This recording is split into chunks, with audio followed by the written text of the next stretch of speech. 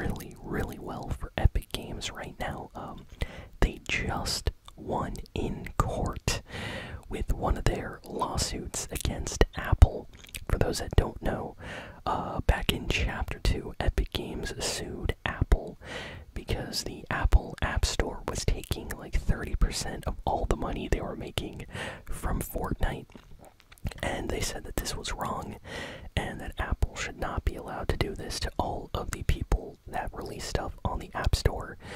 In case you don't know, every single app on the App Store has to give money back to Apple just for having their stuff on the store. So, you know, if you have a Spotify subscription, they charge more on Apple because they have to give like 30% of what they make to Apple, and a lot of companies don't like this, but they just put up with it. But Epic Games was like, hey, if you don't do this, we're gonna sue you, and we're gonna remove Fortnite from the store, and that's what they did. So for years, you could not play Fortnite on iOS. If you had an Apple, you know, iPhone, you couldn't use it. But now they won in court, and Fortnite is officially coming back to the iOS store, the App Store, in about a week or two, from what I've heard on Twitter today. Just a lot of Fortnite creators were talking about this. You have the CEO of Epic Games, Tim Sweeney, coming out, you know, to celebrate, saying that they might release like a special celebration skin or something.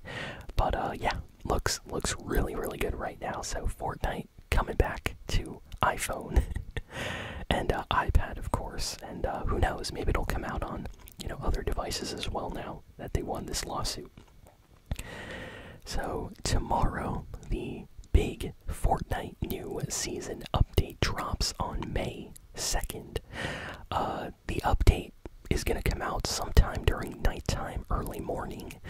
So yeah, if you want to stay up and wait for the server, you know, to go live, you might be able to do that.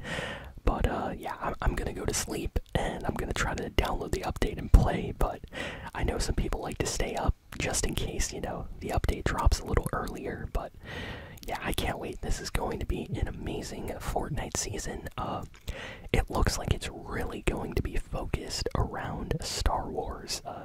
Disney is doing a lot with Epic Games right now for this Fortnite season. They are planning a lot of collabs with different Star Wars properties like Andor, Mandalorian, the new animated Star Wars, you know, show that's coming out, like, I think tomorrow as well. So everything's kind of premiering around the same time. So it's really going to be a celebration of these new Star Wars shows, and I'm sure we're going to get, you know, skins in the Battle Pass and on the item shop, all themed around these new shows. I saw a General Grievous skin, and I can't wait to get that. I hope it's in the Battle Pass, but if it comes out on the item shop, I will buy it there, of course. Mace Windu, I'm so happy we're getting Mace Windu. There's no news if we are getting lightsabers as pickaxes, but I really hope they do, you know, eventually give us lightsaber pickaxes. And yeah, we already know for a fact that there's going to be bosses across the map that are going to give you medallions, of course, if you fight them. So probably, you know, Star Wars themed bosses. You already know Darth Vader is going to be a boss fight for sure, but not sure who the others are going to be. Fortnite put out a teaser trailer today for the new chapter, and yeah, everything looks Star Wars themed. So I do feel a little bit sad for the players out there that don't really like Star Wars. I know that not everybody is a Star Wars fan. I have friends that don't like Marvel, so every time it's like a Marvel Fortnite season, they're like, oh no, come on. But you know, as someone that likes Marvel, that likes Star Wars, I'm always happy for these seasons, I'm gonna be honest.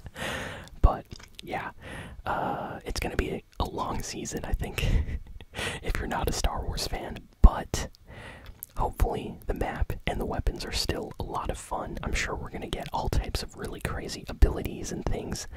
And yeah, then we're gonna get the season after that, which is going to be more of the, you know, crazy crazy summer season, which a lot of people usually enjoy. So Fortnite is looking really good right now. Next, we have some news. Really, I would say bad news for Xbox fans out there. So Microsoft just announced, like in the last hour, that they are raising prices. Yes, raising the prices of their Xbox systems all around the world. So if you live in North America, or I should say if you live in the US, they are raising the price of the Xbox Series X to $600. And if you live in Europe, they are changing the price to €600, which is absolutely crazy. And I think it's going to change to $850 if you live in Australia. So yeah, they are raising the prices of the Xbox Series X. They're also raising the price of controllers and games. Apparently all future Xbox, like big games, are going to be $80. Controllers are going to be more expensive too. And this is all over the world, so it's not just one country. So yeah, Microsoft basically said due to rising costs, they have to increase the price. So you know what? I am so happy I own an Xbox right now, because that's crazy that the price is much higher now. I can't believe it. Whoa. So yeah, bad news this week for all the Xbox fans out there, that's for sure. Amazing news to all of the fans of Expedition 33. So in case you didn't know, Expedition 33 was a game that came out like last week, and it has been doing incredibly well. It is considered already as one of the best games of 2025. It has one of the highest ratings for a new game in 2025 on Metacritic. People are saying it's one of the best games they ever played, one of the best games of the year, and it's a really small studio of like less than 30 people that worked on this game. It didn't have a big budget, you know, it released for like $40, and yet it's doing extremely well. It's a really good turn-based RPG, and it has great music, great story. I have it, I'm playing it, and the thing that everyone is like really excited about is the developers just celebrated the game selling over 1 million copies. Yes, this small game that a lot of people didn't think would do well has sold over 1 million copies in like 3 days. So, you know, this is going to be a big game. I can easily see in a week, in possibly 2 weeks, 3 weeks, the game selling 2, 3, possibly even 5 million by the end of the year. Who knows? But this is extremely good for a small game like this. So, really happy for the developers, and I wish them the best.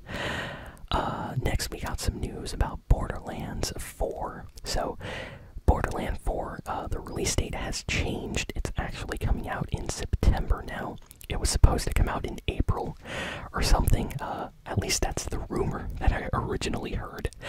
But yeah, it's coming out on the 12th of September, so they had to delay the game. But they put out a huge 20-minute gameplay kind of video. So if you want to check that out, it's on the official PlayStation and Borderlands YouTube channels right now.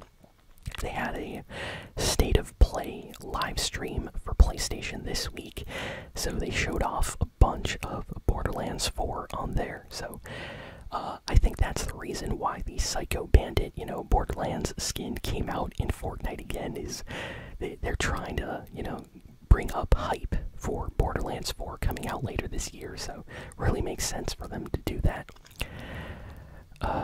Overwatch 2 just has an incredible collab that came out with Gundam Wing. Yes, Gundam Wing. Official Gundam and Overwatch collab.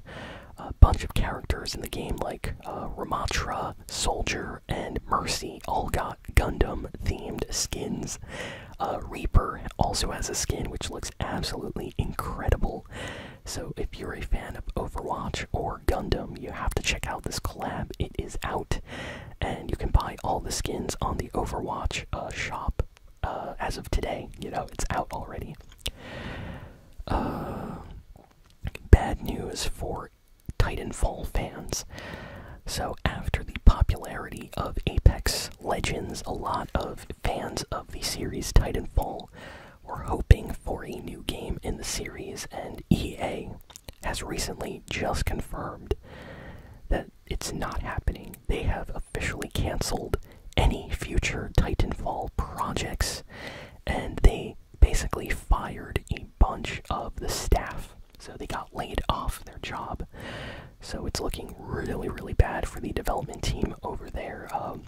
It seems like, you know, stuff's not going good over at EA, and they had to let a lot of people go.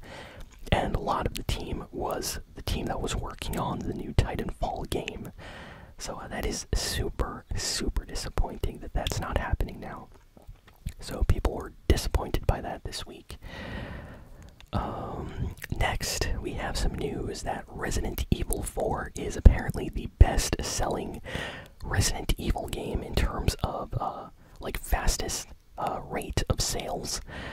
As of right now, it has sold over 10 million copies for Capcom, and they consider it to be one of their best, fastest-selling games of all time, and it's the remake version of Resident Evil 4, so I think a lot of people are just huge fans of Resident Evil 4 and Leon, so having a game as Leon, you know, the main character, and Resident Evil 4 was already a legendary game, so feels like a lot of those people just bought the game, and yeah, it's doing really, really well for Capcom, so that is still making a lot of money for them.